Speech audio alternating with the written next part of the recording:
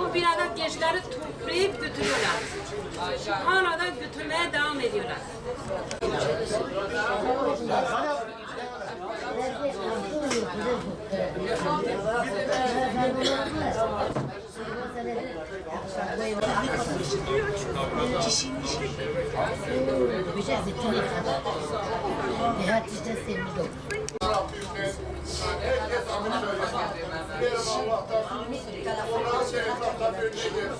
Amin.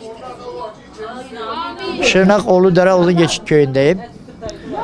Buraya gelmenin amacı oğlum için geldim. Benim oğlumu gittiğine 2014'ten gitmişti.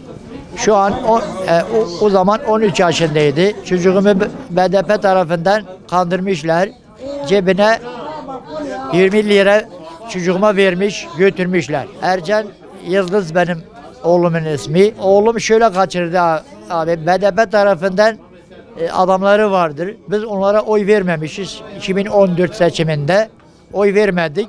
Bizim çocukları kandırıp beyni doldurmuşlar böyle. Yani toplu halde o gün 4 kişiyle beraber, yani ben de okulda zannettim, okula gidecekti sabah. Okula uğramadılar, dağa götürmüşler. Evet, o gün bugündür haber alamıyorum çocuğumda. Şimdi ben buraya geldiğim için oğlumu bir an evvel istiyorum. Oğlumu sesleniyorum. Neredesin oğlum? Gel, sizi özledim. Sizden yani çok özledik oğlum. Bir an evvel evine kovuş. Anası çok özlüyor. Kardeşleri özlüyor. Bir an evvel oğlumuzu istiyorum.